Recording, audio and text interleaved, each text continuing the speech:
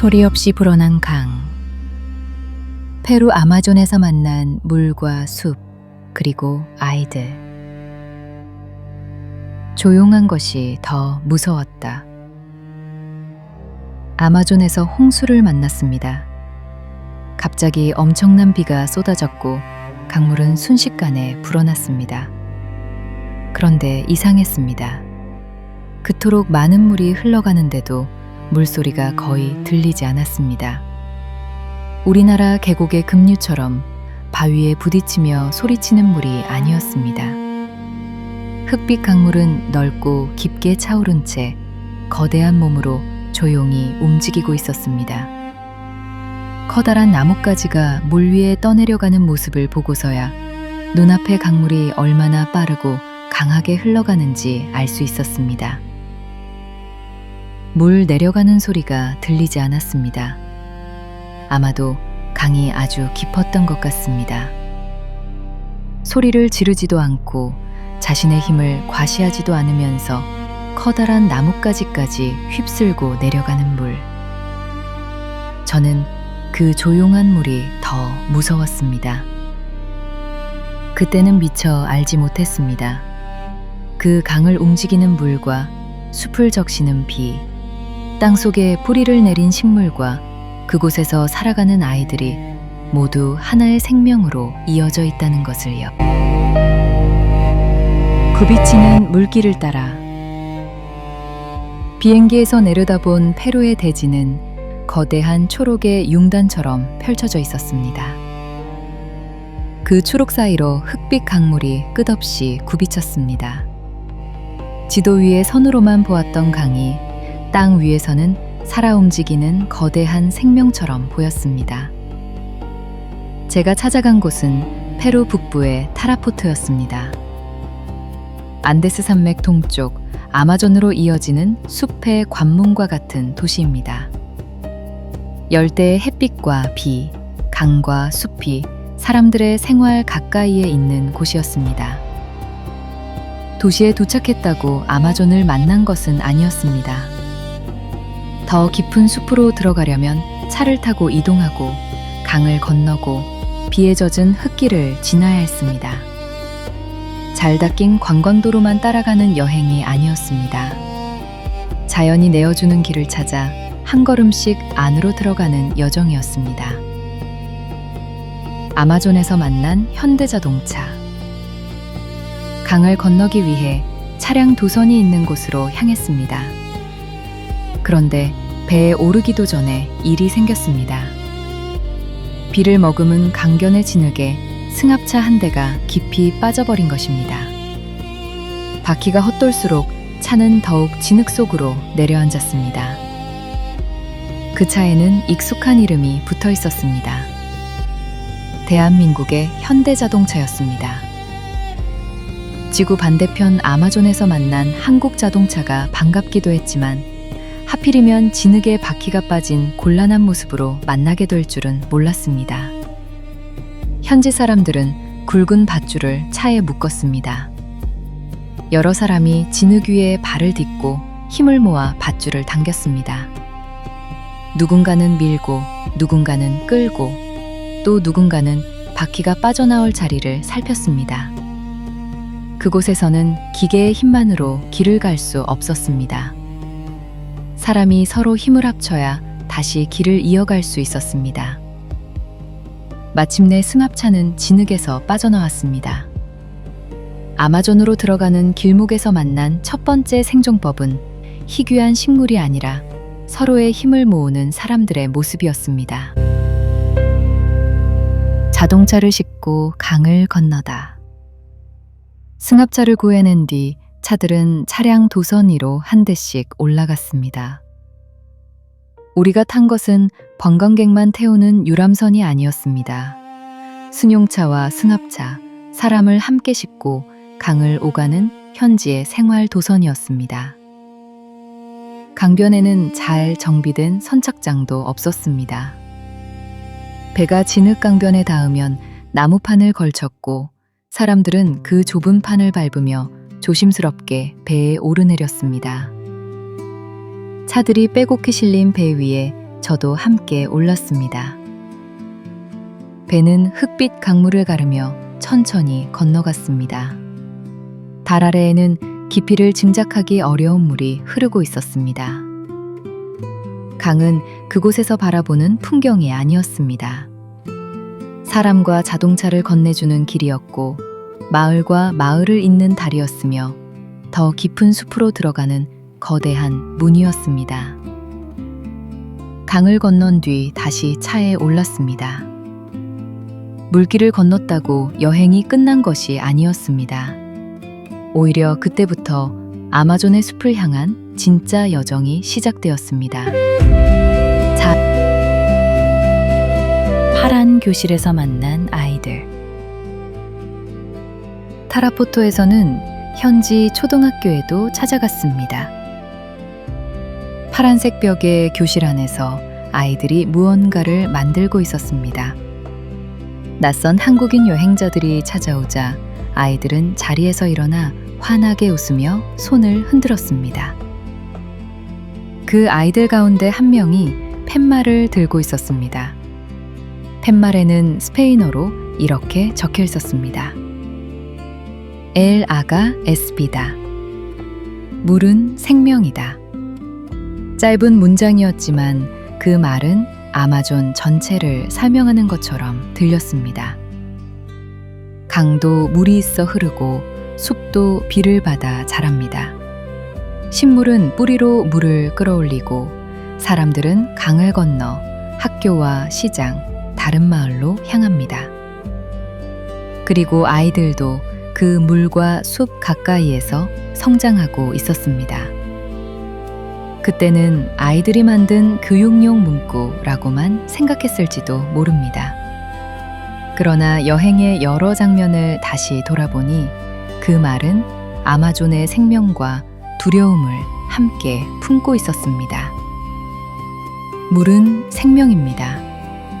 하지만 한꺼번에 불어난 물은 인간의 힘으로 막기 어려운 거대한 자연이기도 합니다. 비가 내리는 숲속으로. 숲으로 들어가자 비가 내렸습니다. 열대의 비는 예고 없이 찾아왔습니다. 나뭇잎을 두드리던 빗방울은 금세 굵어졌고 숲길은 물과 진흙으로 젖었습니다. 좁은 나무 다리를 건너고 미끄러운 길을 조심스럽게 걸었습니다. 거대한 나무 아래에 서자 사람의 몸이 아주 작아 보였습니다. 땅 위로 솟아난 넓은 뿌리는 마치 벽처럼 펼쳐져 나무의 거대한 몸을 받치고 있었습니다. 하늘을 바라보면 높은 나무들이 햇빛을 먼저 차지하고 있었습니다. 그 아래에서는 크고 넓은 잎들이 남은 빛을 받아내고 덩굴은 다른 나무에 몸을 감으며 위로 올라가고 있었습니다. 처음에는 모든 것이 같은 초록으로 보였습니다. 그러나 자세히 바라보면 그 숲은 결코 가만히 멈춰 있는 세계가 아니었습니다. 숲의 모든 식물은 빛과 물, 살아갈 공간을 얻기 위해 저마다의 방법으로 움직이고 있었습니다. 움직이지 못하는 생명의 전략. 동물은 위험이 다가오면 달아날 수 있습니다. 새는 날아가고 물고기는 헤엄치며 짐승은 다른 곳으로 몸을 숨깁니다. 그러나 땅에 뿌리를 내린 식물은 한 발짝도 달아날 수 없습니다. 그렇다면 식물은 어떻게 위험을 피하고 살아남을까요? 어떤 식물은 거대한 몸을 세우는 대신 다른 나무를 지지대로 이용합니다. 덩굴 식물은 나무를 타고 올라가 더 많은 햇빛을 차지합니다. 어떤 식물은 땅을 떠나 나무 위에 자리를 잡습니다. 착생식물은 높은 나뭇가지에 붙어 햇빛과 빗물을 얻습니다. 다른 나무의 몸을 빌리지만 기생식물처럼 반드시 그 나무의 양분을 빼앗는 것은 아닙니다. 식물들 사이에도 경쟁이 있지만 한 생명의 몸이 다른 생명의 터전이 되어주는 관계도 있습니다. 숲은 홀로 살아가는 생명들의 집합이 아니었습니다. 서로 기대고 피하고 경쟁하며 함께 만들어가는 하나의 세계였습니다. 손길에 몸을 접는 미모사. 열대 아메리카에는 손끝이 닿으면 잎을 접는 식물이 있습니다. 우리에게 함수초나 신경초라는 이름으로도 알려진 미모사입니다. 작은 잎에 손을 대면 잎들이 차례로 오므라들고 자극이 강하면 잎자루까지 아래로 처집니다. 얼핏 보면 식물이 갑자기 시들어버린 것처럼 보입니다. 그러나 미모사가 사람을 부끄러워하거나 싫어해서 몸을 접는 것은 아닙니다.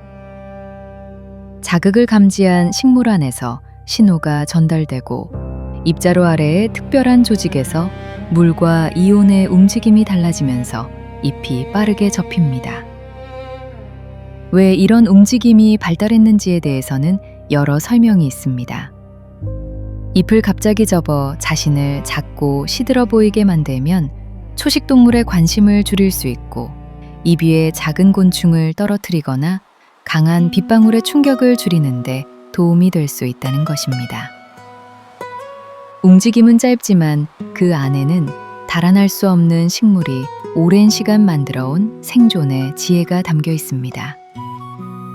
다만 여행사진 속 식물의 종을 정확히 확인하지 않은 상태에서 그때 이 미모사를 보았다고 말할 수는 없습니다. 그러나 아마존의 초록을 다시 공부하면서 알게 되었습니다.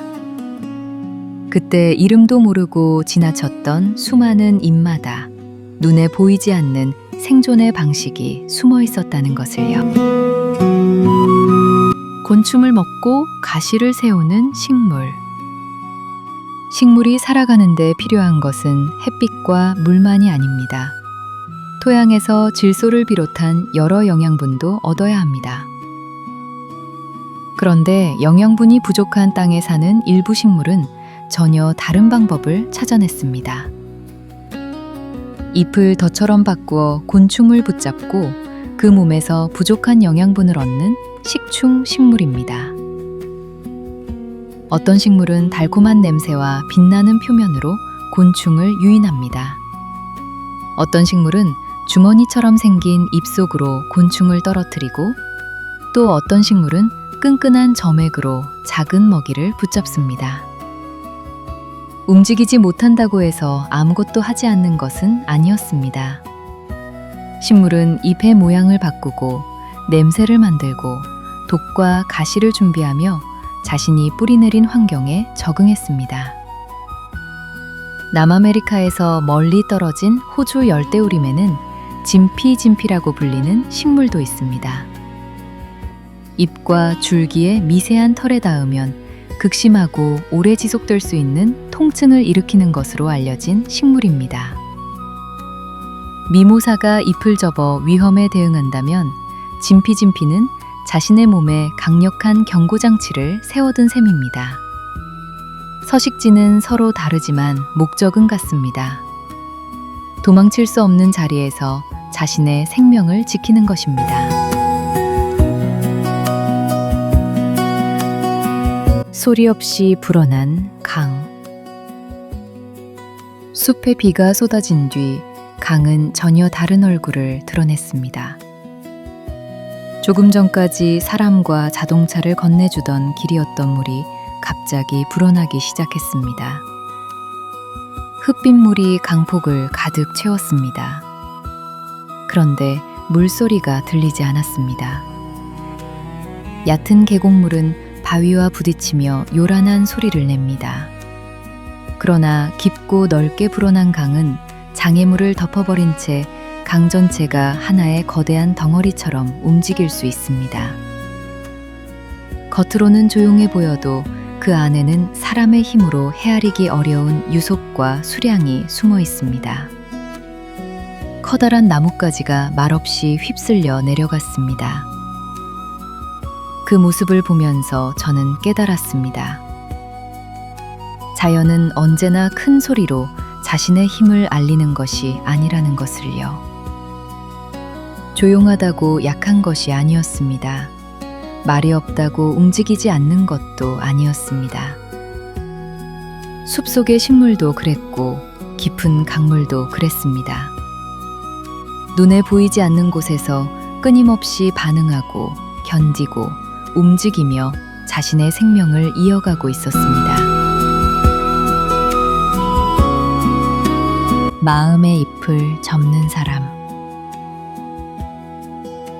미모사가 손길에 잎을 접는 모습을 생각하다 보면 사람의 마음도 떠오릅니다. 누군가는 낯선 사람이 다가오면 마음의 잎을 접습니다. 누군가는 가시를 세우고 먼저 밀어냅니다. 우리는 때때로 그 반응만 보고 말합니다. 나를 싫어하나 보다. 마음이 다친 사람인가 보다. 하지만 그 모습은 상대를 거부하는 행동이 아니라 그 사람이 오랫동안 자신을 지키며 살아온 방식일 수도 있습니다. 억지로 마음을 열게 할 수는 없습니다. 식물의 잎을 손으로 잡아당긴다고 더 빨리 자라지 않는 것처럼 사람의 마음도 재촉한다고 활짝 열리는 것은 아닙니다. 일정한 거리에서 기다려주고 변함없이 안부를 물으며 이곳은 안전하다는 믿음을 전해주는 일. 한 사람을 소중히 여긴다는 것은 어쩌면 그 사람이 스스로 마음의 잎을 펼칠 때까지 햇빛과 물이 되어주는 일인지도 모릅니다. 물과 숲, 아이들의 미래. 타라포토 초등학교에서 만난 아이들의 얼굴을 다시 바라봅니다. 그 아이가 들고 있던 팻말에는 이렇게 적혀 있었습니다. 물은 생명이다. 그때 강물은 아이들의 일상을 이어주는 길이었습니다. 비는 숲을 키웠고 숲은 수많은 생명의 집이 되었습니다. 그러나 기후와 환경이 달라지고 숲이 사라진다면 가장 오랫동안 그 결과를 살아가야 하는 사람들은 바로 그곳의 아이들일 것입니다. 숲을 지킨다는 것은 멀리 떨어진 나무 몇 그루를 보호하는 일만이 아닙니다. 강의 흐름을 지키고 식물과 동물의 터전을 지키며 그곳에서 자라나는 아이들의 미래를 함께 지키는 일입니다.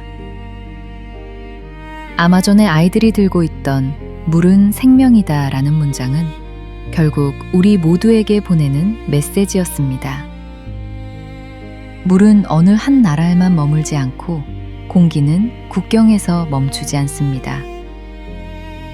지구의 숲과 바다, 강과 비는 서로 이어져 있습니다. 아마존의 미래는 그곳 사람들만의 문제가 아니라 이 지구에서 함께 살아가는 우리 모두의 이야기입니다.